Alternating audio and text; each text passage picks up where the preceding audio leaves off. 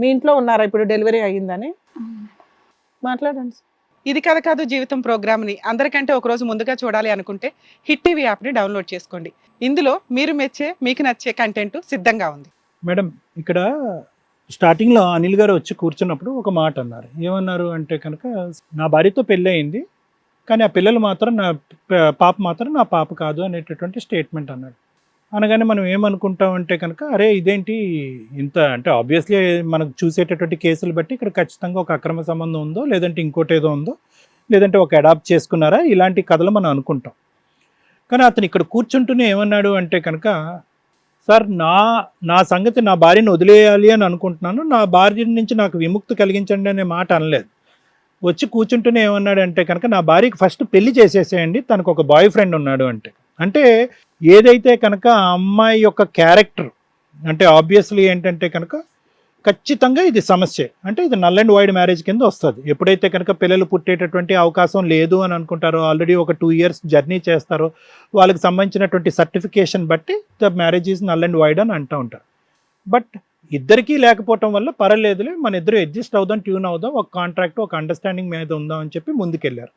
First trust number 1 అది అనమాట. అంటే ఒక నమ్మక ద్రోహం అనేటటువంటిది పెళ్ళి జరిగినప్పుడు ఒక నమ్మకం, దానికి ఒక ద్రోహం జరిగింది. పిల్లలు పుట్టరు అయినా కానీ పర్లేదు మనం ఇలా కంటిన్యూ చేద్దాం అనుకునేటప్పుడు ఇద్దరు ఒకరు అంగీకరించారు, కానీ మళ్ళీ రెండోసారి ఇంకో నమ్మక ద్రోహం జరిగింది. అయితే ఈ అమ్మాయి మర్యాదగా, అమ్మ నువ్వు వెళ్ళిపో, అమ్మ నువ్వు నా జీవితంలో నాకు ఇష్టం లేదు అంటే కనుక, లోకానికి తెలిస్తే కనుక చీ తూ అని అంటారు, నాతో పాటు నా బిడ్డ మీద కూడా ఉమ్మేస్తారు. ఇప్పటికీ కూడా నాకు డెలివరీ అయిన తర్వాత ఇంకా అమ్మాళ్ళ ఇంట్లోనే నేను ఉంటున్నాను. ఇటువంటి పరిస్థితుల్లో నా పరిస్థితి ఆగమ్యగోచరం అయిపోతుంది. కాబట్టి ఈరోజు ఈ అమ్మాయి ఏమంటుందంటే కనుక, ఒక పక్క నుంచి నాకు అనిలు కావాలి, ఇంకో పక్క నుంచి శివ కావాలి అనేటటువంటి పాట పాడుతుంది. కానీ ఈ అమ్మాయి ఎప్పుడైతే కనుక అతనికి పిల్లలు కలగరు అనేటటువంటి ఆలోచన ఫస్ట్ వచ్చిందో, ఎప్పుడైతే కనుక ఇన్స్టాగ్రామ్లో శివతో ఒక పరిచయం అన్నట్టు ఏర్పడిందో, అనిల్ అనేటటువంటి వ్యక్తి అప్పుడే డిలీట్ అయిపోయాడు. దట్ ఈస్ ఆబ్వియస్, అది మనందరం తెలుసుకో.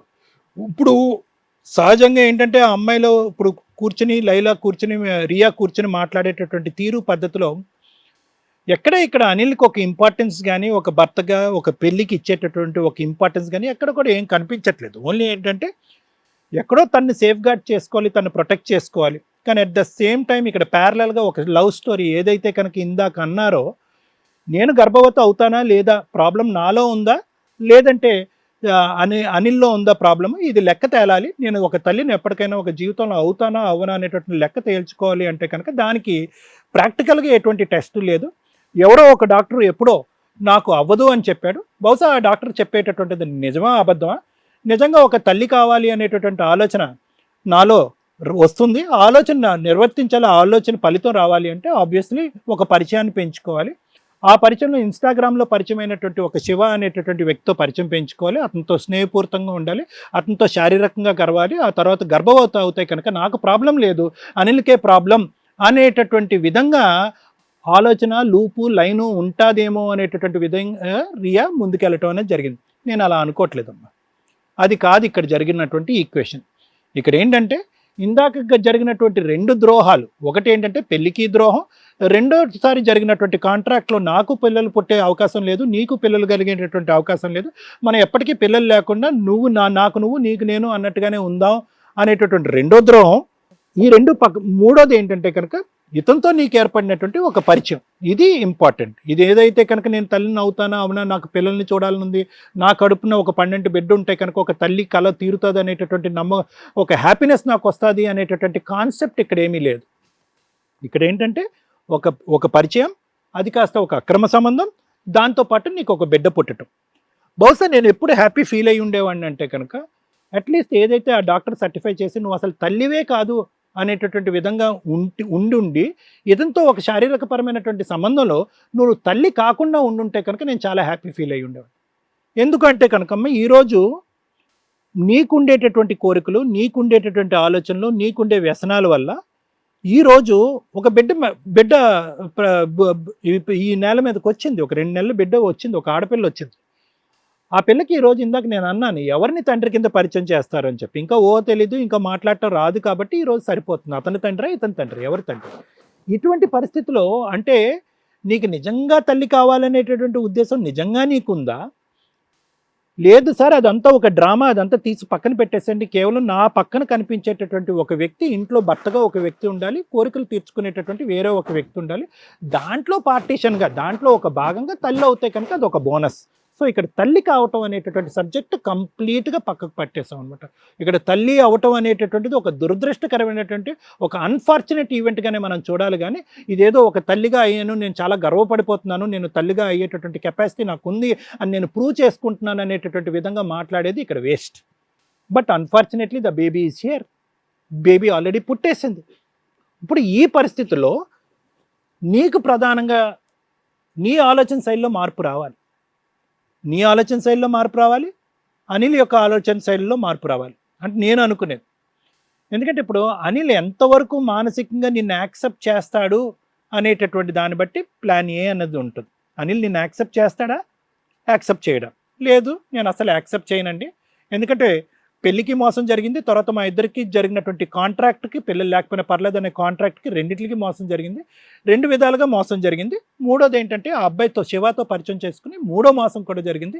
ఇన్ని విధాలుగా గతి తప్పినటువంటి ఒక ఆడదాన్ని నా జీవితంలో ఒక భార్య కింద స్వీకరించడానికి నేను ససేమిరా ఒప్పుకోను అనేటటువంటి మాట దిట్టంగా బలంగా మాట్లాడి నిన్ను కాళ్ళ వేళ్ళ పడి అడుక్కున్నా కూడా నేను నిన్నైతే వదలను, సమాజం గురించి నువ్వు ఎలాగ ఉండు, సీక్రెట్గా నేను వేరే కథ నడిపిస్తాను, అతన్నైతే మాత్రం నేను పెళ్లి చేసుకుని అతనితో పాటు వెళ్ళనని చెప్పి నీ వాదనను నువ్వు వినిపిస్తున్నావు. నువ్వు ఒక్క సెకండ్ కూడా అతని పక్కన కూర్చునే దానికి నీకు అర్హత లేదు. 110% నీకు ఆ అర్హత లేదు. అది ఫస్ట్ ఆఫ్ ఆల్ నువ్వు అండర్స్టాండ్ చేసుకో. నెంబర్ 1. నెంబర్ 2, ఆ అమ్మాయికి పెళ్లి చేసేస్తే కనుక నాకు ఆ అమ్మాయి దూరం అయిపోద్ది అనేటటువంటి ఇండైరెక్ట్గా అనిల్ అడిగేటటువంటి దానికి అవకాశం లేదు, అవసరం కూడా లేదు. ఎందుకంటే స్ట్రైట్ ఫార్వర్డ్ థింగ్. ఎప్పుడైతే కనుక ఈ మ్యారేజ్లో నువ్వు పక్కతో పట్టి మోసం చేసావో ఆటోమేటిక్గా దట్ కమ్స్ అండర్ చీటింగ్. కాబట్టి నువ్వు నీ దారి నువ్వు ఆటోమేటిక్గా తెగిపోతుంది. ఈ బంధం నిలిచేటటువంటి బంధం కూడా కాదు. సో అనిల్, నువ్వు ఇక్కడ కోరుకోవాల్సింది ఏంటంటే, నువ్వు ఎంత అమాయకుడు అనేది నాకు ఇప్పుడు అర్థమవుతుంది. ఇక్కడ కోరుకోవాల్సింది ఏంటంటే, I don't want this girl అనేటటువంటిది ఒక్కటే ఇక్కడ కావాల్సినటువంటి agenda. You don't have to look after her welfare.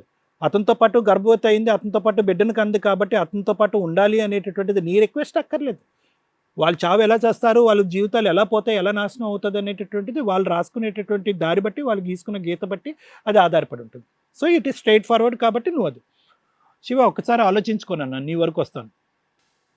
ఆ అమ్మాయి ఒక వ్యక్తిని పెళ్లి చేసుకున్న తర్వాత పిల్లలు పుట్టరు అనేటటువంటి ఆలోచనతో ఉన్న తర్వాత పర్వాలేదు అన్నట్టుగా అతను మోసం చేసింది. ఏం పర్వాలేదు అని ఒక మోసం చేసింది. ఎన్ని మోసాలు చేసి నీ దగ్గరికి వచ్చింది కాబట్టి నువ్వు 4వ వ్యక్తి అవ్వదా?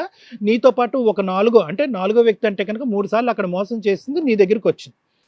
నీ దగ్గరకు వచ్చినటువంటి వ్యక్తి నిన్ను ఎంతకాలం అంటే పెద్దల సమక్షంలో చాలా ఇష్టపూర్వకంగా పెళ్లి చేసుకుని పిల్లలు లేకపోయినా పర్లేదు నీతో పాటే ప్రయాణం చేస్తాననేటటువంటి వ్యక్తి ఈరోజు కేవలం ఇన్స్టాగ్రామ్లో పరిచయం అయ్యి నేను గర్భవతి అవుతానా లేదా అనేటటువంటిది ఒక టెస్ట్ గురించి నిన్ను వాడుకునేటటువంటి విధంగా నీ దగ్గరకు వచ్చి ఒక ప్రేమ అనేటటువంటి ఒక కట్టుకథ అల్లి ఈరోజు నీతో పాటు జర్నీ మొదలుపెట్టు.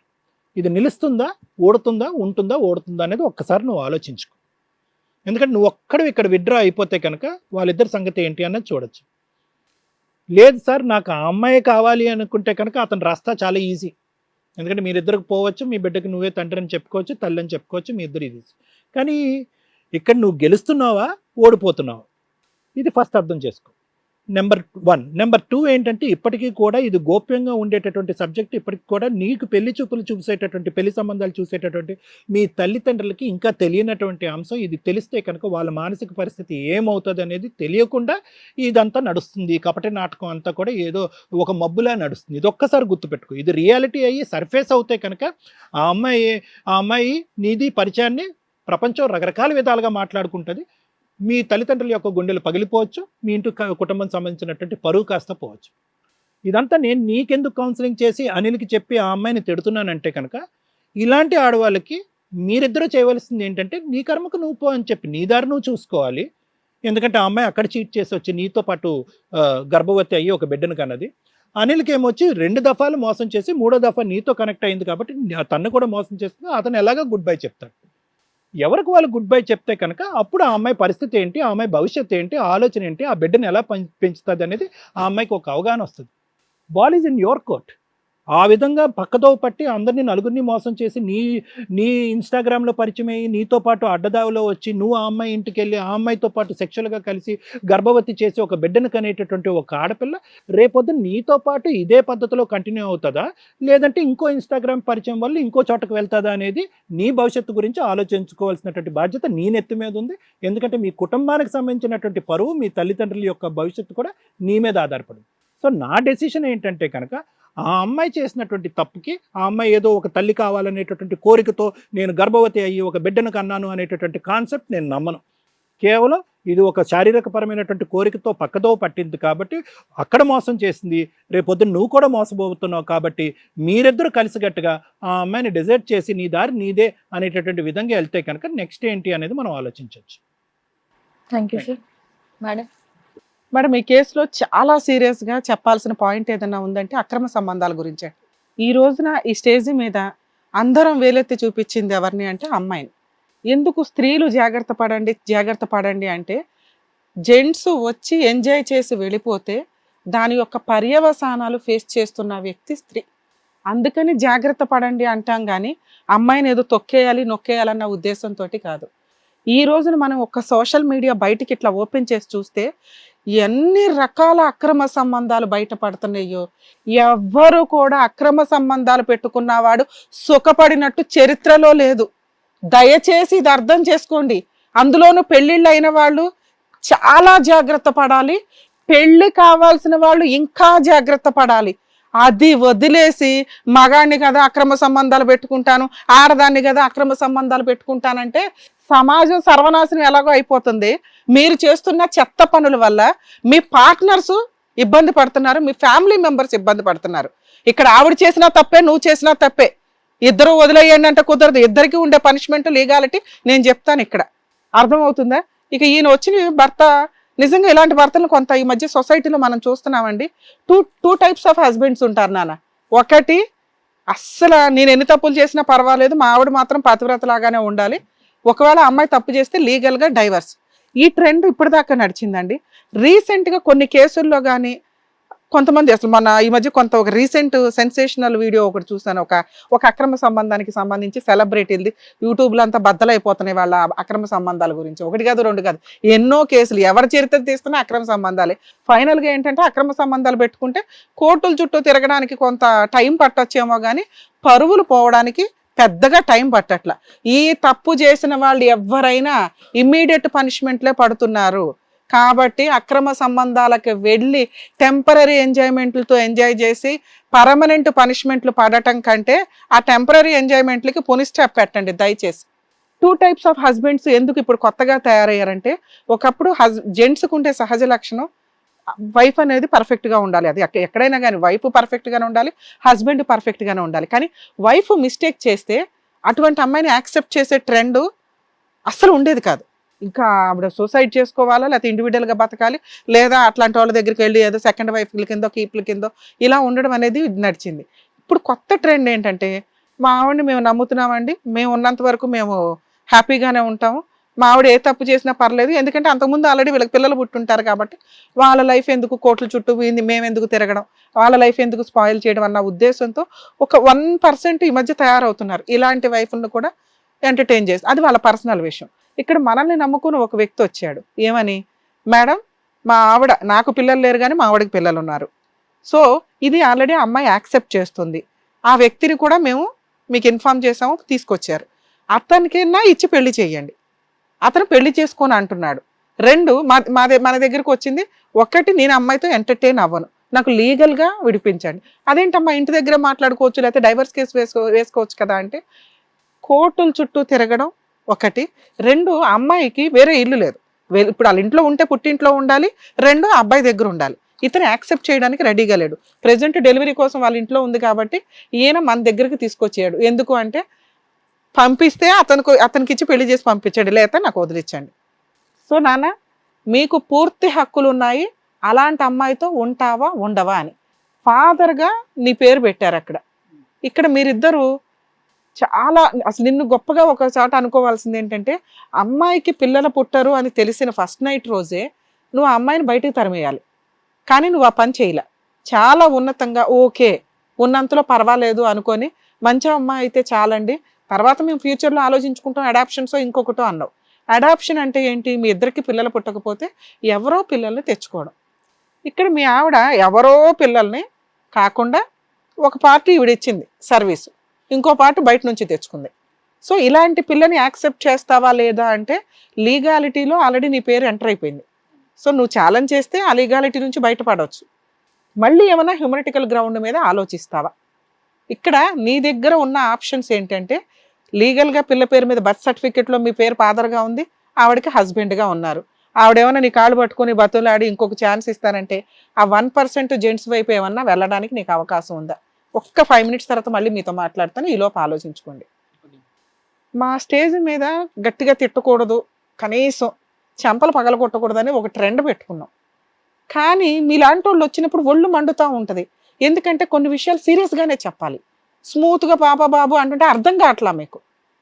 ఎవరమ్మా ఈ రోజున ఒక పసిపిల్ల దానికి ఊహ కూడా తెలియని టైంలో పేరుకో తండ్రి రియల్గా ఒక తండ్రా?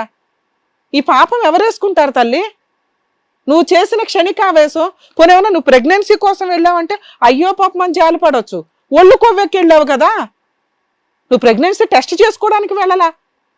లేదంటే నా భర్తకు పుట్టాడు కదండి నేను ఇట్లా అనుకున్నాను అని ఉంటే తెలియక తింగరది ఏదో ఆలోచించింది అని ఆయన తిట్టి పంపించి ఈయన కాలు పట్టుకుని బతులు ఆడుకునేవాళ్ళం.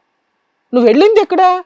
పొద్దుట మీ ఆయన నమ్మి ఆఫీస్కి వెళితే ఖాళీగా కూర్చొని ఏం చేయాలో తెలియక ఈ ఇన్స్టాగ్రాముల్లో టైప్ చేసుకుంటూ ట్రిప్స్ ఫాలో అవుతున్నారా?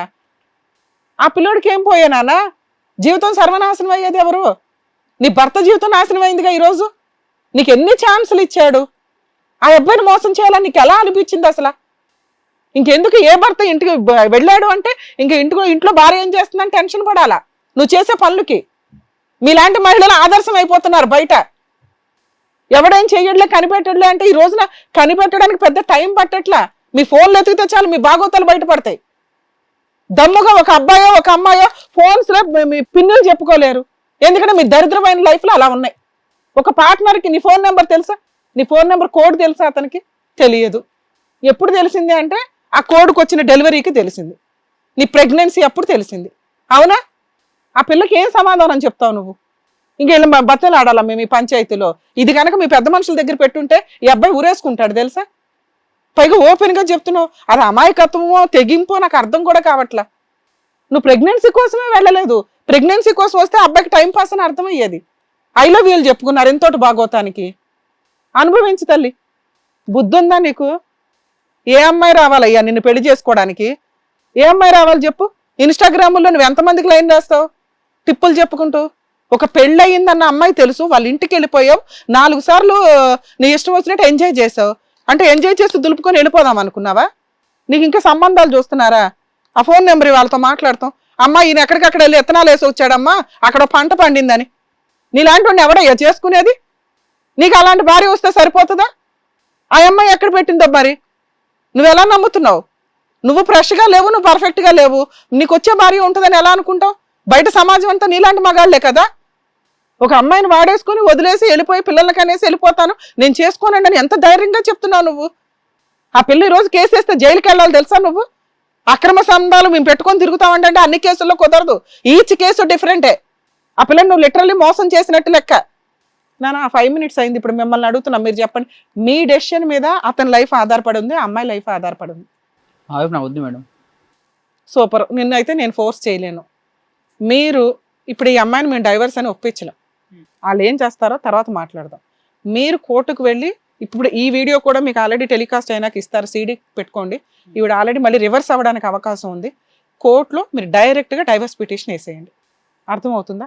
100% మీకు డైవర్స్ వచ్చేస్తే. అంతగా అయితే DNA టెస్ట్కి ఛాలెంజ్ చేయండి కోర్టులో. మీరు విడిగా వేయాల్సిన అవసరం లేదు ఆ అమ్మాయి ఒప్పుకోకపోతే. కానీ నాకు తెలిసి ఇంత బుద్ధి వచ్చిన అమ్మాయి మళ్ళీ మీ ఇంటికి కాపురానికి అయితే రాదు. పెద్ద మనుషుల పంచాయతీలో మ్యూచువల్ డైవర్స్ ఇవ్వడానికి ఎక్కువ అవకాశం ఉంది. ఒకవేళ ఏదైనా కాంపెన్సేషన్ ఇవ్వాల్సి వచ్చినా మాట్లాడుకుని మ్యూచువల్ డైవర్స్ అయితే ఇచ్చేయండి. ఈ స్టేజ్ మీద నేను ఇంకా ఒప్పించట్లేదు, ఎందుకంటే ఆవిడ లైఫ్ ఏంటో డిసైడ్ అవ్వాలి. మీరు బయలుదేరేయచ్చు మేడం. ఈయనైతే వెళ్ళిపోవచ్చు, ఎందుకంటే ఆయన పర్సనల్ రిస్క్, ఆయన ఇష్టం. మనం ప్రెజర్ చేసి సర్దుకో బాబా అన్నారు.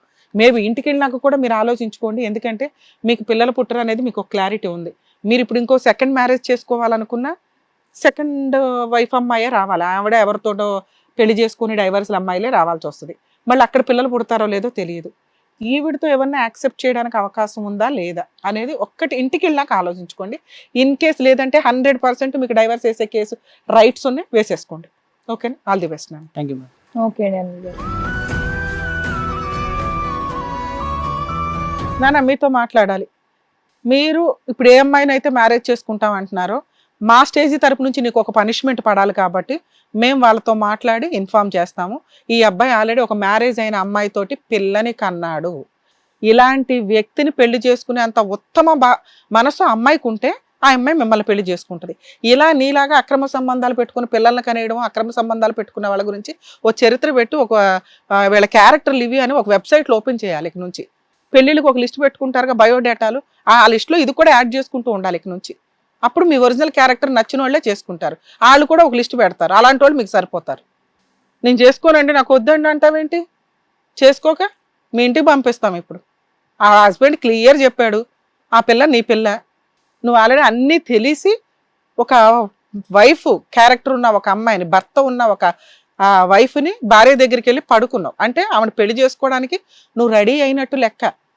నేను రెడీ అవ్వలేదండి, ఊరికే పడుకోవడానికి వెళ్ళానండి అంటే ఆ అగ్రిమెంట్ మీ ఇద్దరి మధ్య లేదు. ఇన్ కేసు అలా ఉండుంటే ఆ అమ్మాయిని మేము ఇందా నుంచి అంటున్నది అదే, ఓన్లీ ప్రెగ్నెన్సీ కోసమే ఆయనతో పెట్టుకున్నానమ్మా అంటే బాబు నువ్వు వెళ్ళిపో, ఇంకోసారి ఇలాంటి దరిద్ర పనులు చేయకు, ఎందుకంటే అందరూ ఎలా ఉండరు, రేపొద్దుట ఎవరైనా కేసు వేస్తే జైలుకి వెళ్ళాలి అని. అర్థమవుతుందా? కానీ అమ్మాయి ఏమోనండి మేము అట్లా అనుకోలేదు, ఓన్లీ ఫిజికల్గా కలిసాము అంటుంది. ప్రెగ్నెన్సీ వచ్చేసింది కదా, నీకు పుట్టిన పిల్ల తండ్రి ఎవడో తెలియక అనాథలాగా పెరగడం అంటే మీ వంశం మొత్తం ఏడవాల్సిందే కూర్చొని. అర్థమవుతుందా? ఆ పనిష్మెంటే పెద్ద పనిష్మెంట్ నీకు. అయినా కానీ ఈ అమ్మాయి అయితే కేసు ఫైల్ చేస్తుంది. వాళ్ళ హస్బెండ్ అట్లాగో డైవర్స్ చేసినాక అందులో నీ పేర్లు ఉంటాయి, నువ్వు కూడా కోర్టుల చుట్టూ తిరగాలి.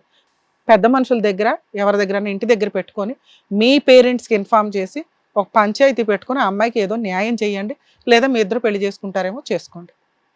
అమ్మ ఈ స్టేజ్ మీద మా రిక్వెస్ట్, మమ్మల్ని నమ్ముకొని మీ ఆయన వచ్చాడు తల్లి, ఆయన్ని ఫోర్స్ఫుల్గా కలిసి ఉండమని మేము అనలేం. వాళ్ళ దగ్గర నుంచి కేసులే ఫైల్ చేసుకుంటావో అతన్నే పెళ్లి చేసుకుంటానంటావో నీ ఇష్టం. వాళ్ళ ఇంటికి వెళ్ళిపోయి ఉండే రైట్స్ కూడా నీకున్నాయి పిల్లని వేసుకొని. అర్థమవుతుందా? అట్లాంటి వ్యక్తికి కొంత పనిష్మెంట్ పడాలి. ఇక్కడ మీ ఆయన ఏం తప్పు చేయలే, తప్పు చేసింది మీరిద్దరు. ఒకటి నువ్వు కోర్టుల చుట్టూ తిరగాల, అతని ఇంటి దగ్గరికి వెళ్ళి నిరాహార దీక్షలే చేస్తావో, కోర్టులో కేసులు వేసి అతను పెళ్లే చేసుకునేకుండా చేసుకుంటావో నీ ఇష్టం. దానివల్ల ఇతని దగ్గర నుంచి నీకు కాంపెన్సేషన్ వస్తుంది, పాపకి మెయింటెనెన్స్ కోసం కేసు వేసుకునే రైట్స్ ఉన్నాయి. మీ హస్బెండ్తో కొంచెం అతను ఇంటికి వెళ్ళి ఒకవేళ నువ్వు కావాలనుకుంటే ఆలోచించుకోండి, నీ అదృష్టం నీ పిల్ల అదృష్టం.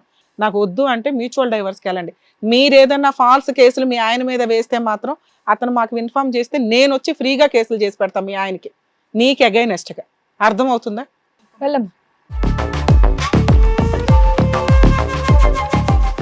వాళ్ళు కొవ్వెక్కి చేసే పనులను అన్నిటికీ ఎంత స్టేజ్ ఈజీగా ఉందో వాళ్ళ life. నిజంగా మేడం. అసలు ఫ్యామిలీస్ అసలు గురించి, సమాజంలో- పేరెంట్స్ గురించి, అత్తమ్మ గురించి, మొగుడు గురించి ఏమీ పట్టించుకోవట్లే. ఏది నచ్చుతుంది ఎలా పడితే అలాగా బుద్ధి వచ్చేలాగా చక్కగా చెప్తారండి డాక్టర్ గారు, advocate madam. Thank you so much. మరో కథతో మళ్ళీ కలుద్దాం.